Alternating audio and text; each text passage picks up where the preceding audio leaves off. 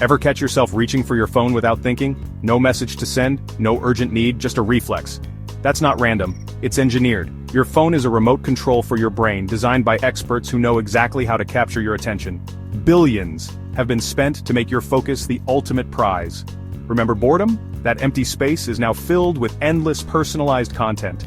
This constant stimulation rewires your brain, making the urge to check your phone feel normal, a need that didn't exist before. Next time your hand drifts to your pocket, pause. Are you in control, or is it the app's design? Recognizing this is the first step to taking back your attention.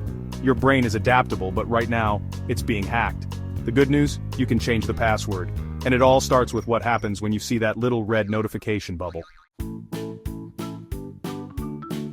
Deep in your brain, dopamine drives motivation and reward. Our ancestors got dopamine from survival wins, food, water, connection. Now every like or notification gives you a mini dopamine hit.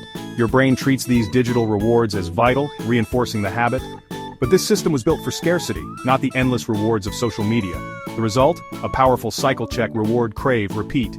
This loop is hard to break. It's the same neural pathway as addiction. Your brain doesn't care if the reward is a like or a slot machine win.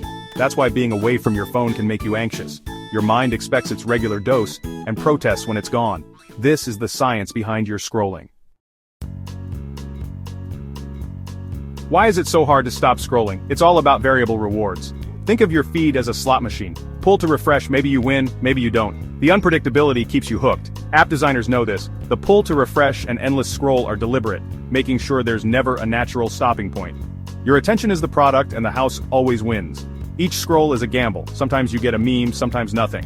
The anticipation alone triggers dopamine, keeping you coming back. It's not about content quality, but the structure of delivery. You're not just consuming information, you're gambling with your time. This cycle is hard to escape, and it's by design. The result?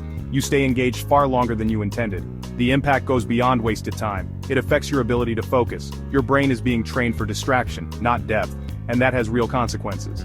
Let's look at what it's doing to your attention span. You've heard our attention span is shorter than a goldfish's. Not quite true, but our focus is shrinking.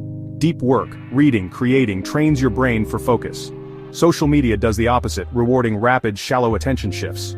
Your brain adapts, getting better at multitasking, worse at deep concentration. The cost? Weaker memory, disrupted learning, and less impulse control. Notifications and constant novelty interrupt the process of moving information into long-term memory. You might read a page and realize you absorbed nothing, or forget conversations while scrolling. For young people, this can even affect brain development, making it harder to delay gratification. The digital world trains us to crave instant rewards, undermining patience and long-term goals.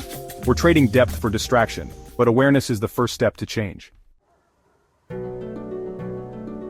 Try this. Put your phone across the room, screen down, and just sit for 3 minutes. No distractions, just you and your thoughts. Notice the urge to check, the restlessness, the itch for stimulation. That's your brain craving its dopamine fix. FOMO isn't just social anxiety, it's a neurological response to missing digital rewards. Your mind will invent reasons to pick up the phone. This internal struggle shows how automatic the habit has become. Recognizing this feeling is crucial. It makes the invisible chain visible. Once you see it, you can start to break it. If you feel guilty about your screen time, let it go. You're up against the most sophisticated persuasion technology ever built. Every feature, every notification is designed to keep you hooked because your attention is for sale. Algorithms build a psychological profile predicting what will keep you scrolling. This isn't about willpower, it's about design. These platforms are engineered for dependency, not neutrality. Understanding this shifts the blame from you to the system, and that's the first step to taking back control. The good news? Your brain can change. Start by turning off non-essential notifications. Every buzz is a distraction. Curate your feeds, unfollow what drains you, follow what inspires. Seek out long-form content to retrain your focus muscle. Set app time limits and create device-free zones like the dinner table or bedroom. Give yourself tech-free mornings to set your own agenda. These small changes create space for real connection and creativity. Choose presence over distraction. Every time you resist the urge to scroll, you're voting for a more intentional life. Every moment of presence strengthens your relationships and your mind. This isn't a one-time fix, but a daily practice. You're not powerless. Your brain is adaptable. Understand the hack, reclaim your mind, and thanks for watching.